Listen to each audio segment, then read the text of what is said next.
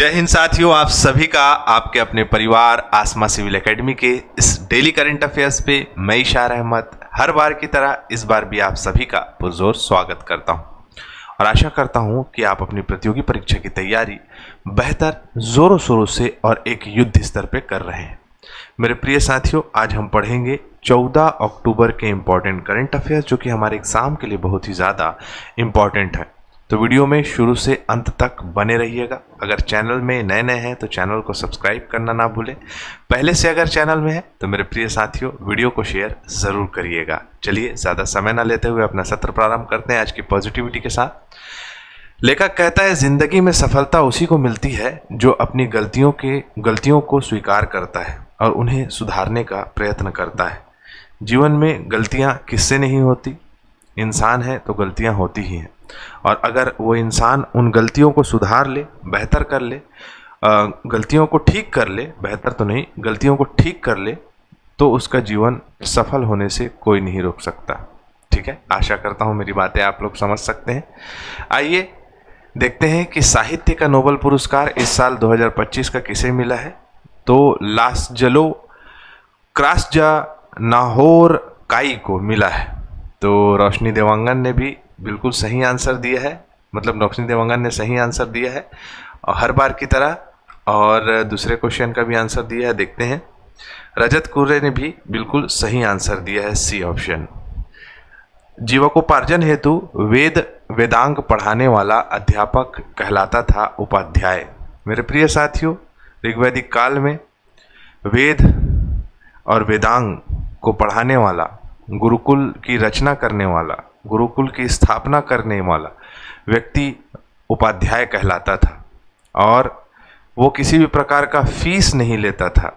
लेकिन अगर कोई बच्चा उसको गुरु दक्षिणा प्रदान करता था तो उसे वो स्वीकार कर लेता था। ठीक है, स्वीकार्य कर लेता था। तो उपाध्याय, रजत ने भी सही आंसर दिया है और रोशनी भी ने भी सही आंसर दिया। Very good. वर्ष 2025 का अर्थशास्त्र का नोबेल पुरस्कार किन्हें संयुक्त रूप से दिया गया है? तो जोएल मोरिक, फिलिप अगियन और पीटर हाउटी। जोएल मोकरी का जो है ज़्यादा योगदान है ना, मतलब अगर देखा जाए तो 50% योगदान जो है जोएल मोकरी का है और जो है आपका 25% बाकी जो मिला है जिनको फिलिप अगियन और पीटर हाउटी को मिला है। तकनीकी प्रगति से सतत विकास को, मतलब टेक्निकल चीज़ों से सतत विकास की शर्तों को पहचानने की प्रक्रिया के लिए अर्थशास्त्र में, और बाकी आधा फिलिप अगियन और पीटर हाउट को मिला है। रचनात्मक विनाश, मतलब क्रिएटिव डिस्ट्रक्शन जो हो रहा है उसके माध्यम से सतत विकास के सिद्धांत को कैसे अपनाया जा सकता है, उसे इन्होंने उस सिद्धांत को प्रतिपादित किया है। मैं आप सभी को बताना चाहूँगा कि 1968 से नोबेल पुरस्कार अर्थशास्त्र के क्षेत्र में पर जो है देने की स्थापना की गई थी और 1969 से हर साल दिया जा रहा है। अब तक 99 व्यक्तियों को दिया गया है। सबसे युवा विजेता जो रहे हैं एस्तेर डुफ्लो रहे हैं 46 ईयर के, और सबसे बुजुर्ग जो विजेता रहे हैं वो 90 ईयर्स के लियोनिद हार्विक्स रहे हैं। तो ऐसे स्टैटिक पोर्शन प्रश्न के रूप में पूछे जाते हैं, तो आप इसे याद रखें। फिर से स्टैटिक पोर्शन में आते हैं हम। नोबेल पुरस्कार 1895 से स्टार्ट हुआ है, स्थापना हुई है। अल्फ्रेड नोबेल ने इसे स्टार्ट किया था, संस्थापक हैं। 1901 में जो है पहली बार प्रदान किया गया। मानवता के हित में उत्कृष्ट योगदान के लिए दिया जाता है। एक स्वर्ण पदक, एक डिप्लोमा और 10 मिलियन स्वीडिश क्रूनो, मतलब 11 करोड़ रुपए दिया जाता है। भौतिक, रसायन, चिकित्सा, शारीरिक क्रिया विज्ञान, साहित्य, शांति और आर्थिक विज्ञान या अर्थशास्त्र के क्षेत्र पे दिया जाता है। ठीक है, चलो आगे बढ़ते हैं हम अगले प्रश्न की ओर कूच करते हैं। अगला प्रश्न हमारे स्क्रीन पे ये रहा। फिल्म फेयर पुरस्कार 2025 के लिए किस फिल्म को सर्वश्रेष्ठ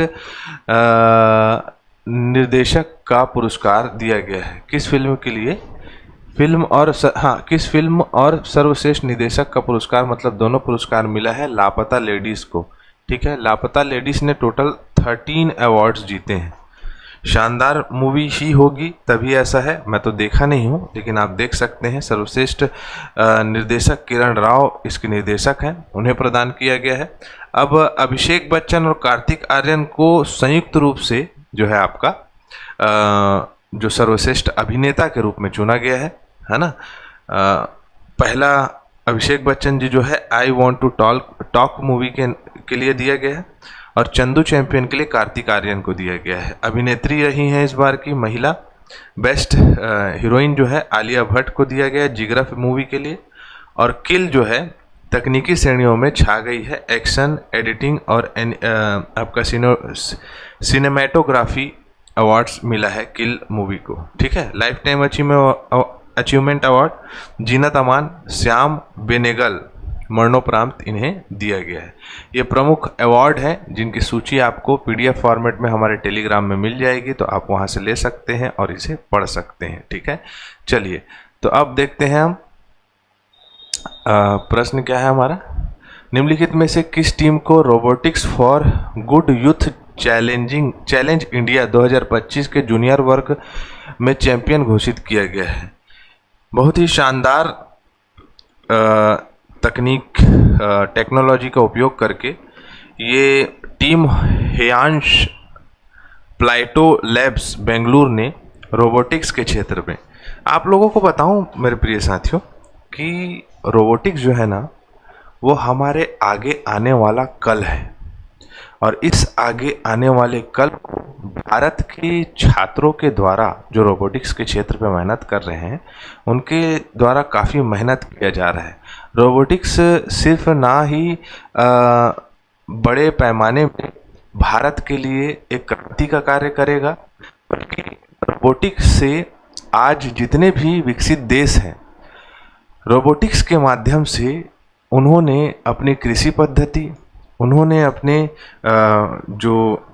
जिस फैक्ट्री में या जिस मतलब कहा जा सकता है क्षेत्र में उत्पादन का कार्य किया जाता है, फूड प्रोसेसिंग हो गई है ना, और बहुत सारी चीज़ें उसमें रोबोटिक्स का यूज़ करके काफ़ी तकनीकों का जो है उपयोग करके विकसित देश मुनाफा कमा रहा है। ऐसा नहीं है कि वहाँ की जनसांख्यिकी जो है वो परेशान हो रही है, किसी भी प्रकार से जो मानव जो हमारा कहा जा सकता है कि बल है उसमें किसी प्रकार से क्षति पहुंच रही है, ऐसा नहीं है।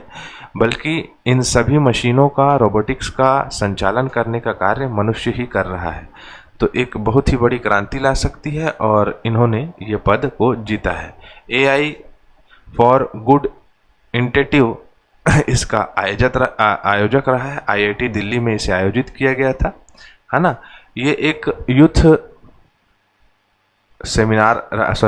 कंपटीशन रहा है जिसमें सभी ने अपने रोबोटिक्स के क्षेत्र में कार्य करने के लिए अपने अपने प्रोजेक्ट्स को सामने रखा था, ठीक है। हाल ही में भारत सरकार ने किस पोर्ट अथॉरिटी को आधिकारिक रूप से ग्रीन हाइड्रोजन हब के रूप में मान्यता दी है। ये तीनों को मिला है, Gujarat Deendayal port, Tamil Nadu VO Chidambaram port, Odisha Paradip port, तीनों को।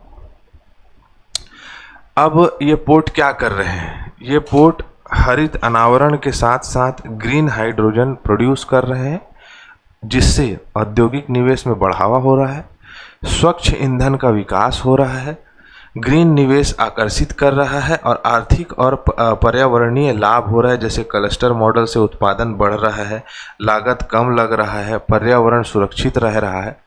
तो भारत के ये प्रमुख बंदरगाह हैं जिनके माध्यम से ग्रीन हाइड्रोजन हब के रूप में इन सभी चीज़ों को, सभी पोर्टों को जो है अपडेट किया जा रहा है, इनको डेवलप किया जा रहा है, ठीक है।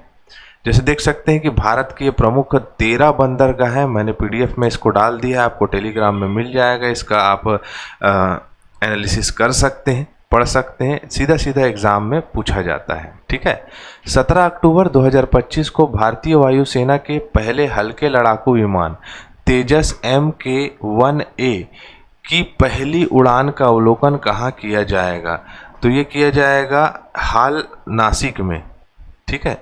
नासिक में इसे किया जाएगा, और नासिक में कौन आएंगे? तो रक्षा मंत्री कौन है? रक्षा मंत्री जो है हमारे रामनाथ सिंह जी जो है 17 अक्टूबर को इसका जो है अवलोकन करेंगे, जिसमें उन्नत मशीन कंप्यूटर डिजिटल उड़ान नियंत्रण लगा हुआ है, बहुत हल्का है, स्मार्ट मल्टी फंक्शन डिस्प्ले है ना, काफ़ी अत्याधुनिक है मेरे प्रिय साथियों। और इसकी वजह से इसका अवलोकन किया जाएगा और भारत जो है रक्षा के क्षेत्र में और सशक्त बनेगा। ठीक है, चलें आगे। वायुसेना 8 अक्टूबर 1932 में इसकी स्थापना हुई थी। भारत ऑस्ट्रेलिया संयुक्त सैन्य अभ्यास ऑस्ट्रा हिंड 2025 का कौन सा संस्करण 13 और 26 अक्टूबर को आयोजित किया जाएगा? तो चौथा संस्करण आयोजित किया जाएगा। क्या है भाई? भारत और ऑस्ट्रेलिया संयुक्त सैन्य अभ्यास ऑस्ट्रा हिंड। ऑस्ट्रा हिंद दोनों देश की टुकड़ियां एक दूसरे को आपसी सैन्य सहयोग देती है, सहभागिता में सुधार करने के लिए, मतलब जो भी कमी पेशी है वो सब चीज़ों को ठीक करने का मौका देती है। साथ ही साथ शहरी अर्ध शहरी इलाकों में उप पारंपरिक युद्ध के क्षेत्र में रणनीति, तकनीक और प्रक्रियाओं का आदान प्रदान करती है, जिससे एक दूसरे देश की सेनाएं एक दूसरे के प्रति एक दूसरे की देश की सेनाएं अपनी जो क्वालिटी है उसको हस्तांतरण करें और दोनों देश सशक्त बने। ठीक है, तो इसमें 120 कर्मी भारतीय सेना के रहेंगे। द्विपक्षीय सैन्य अभ्यास है, हर एक वर्ष में होता है, जिसका नाम है ऑस्ट्रा हिंड। तो ऑस्ट्रा हिंड से ऑस्ट्रेलिया वाला ऑस्ट्रेलिया याद रख सकते हैं और हिंड मतलब भारत। ठीक है, चलो 11 अक्टूबर को अंतर्राष्ट्रीय बालिका दिवस मनाया जाता है। शैरी सिंह बनी है मिसेज यूनिवर्स। ठीक है, भारतीय महिला है। राजस्थान में इंद्र 2025 संयुक्त सैन्य अभ्यास भारत और रूस के बीच में हो रहा है, बीकानेर में। ग्रुप कैप्टन शुभांशु शुक्ला जी जो है इसमें नेतृत्व करेंगे और विकसित भारत बिल्डथॉन के ब्रांड एम्बेसडर रहेंगे। प्रोग्राम फॉर आयुर्वेद रिसर्च केन 4.0 आयुर्वेद विज्ञान अनुसंधान परिषद ने हाल ही में इसे स्टूडेंट लोग के लिए, BAMS स्टूडेंट लोग के लिए स्टार्ट किया है। जसप्रीत बुमराह हर एक फॉर्मेट में, मतलब टेस्ट में, ODI में और T20 में 50-50 मैच खेलने वाले खिलाड़ी बन चुके हैं। इससे पहले धोनी, विराट कोहली, रोहित शर्मा ऐसे प्रमुख खिलाड़ी रहे थे। राष्ट्रीय रेड लिस्ट रोड मैप एवं विजन 2025 से 30 तक के क्षेत्र में IUCN द्वारा इसे आयोजित कराया गया था, जो कि हमारे बायोडाइवर्सिटी को बैलेंस करने के लिए इसे चलाया गया था। ठीक है, 2025 का शांति नोबेल पुरस्कार किसे दिया गया है? चलो बताओ, एकदम आसान सा सवाल है। ऋग्वेद काल के प्रारंभ में निम्नलिखित में से किसे महत्वपूर्ण मूल्यवान संपत्ति समझा जाता था? चलो बताओ, एकदम इम्पोर्टेंट है ना, एकदम इम्पोर्टेंट है। ऋग्वैदिक काल में इनको बहुत मूल्यवान माना जाता। तो हमारा सत्र यहाँ कंप्लीट होता है। मैं इसी के साथ इजाजत चाहूँगा। जय हिंद, जय भारत।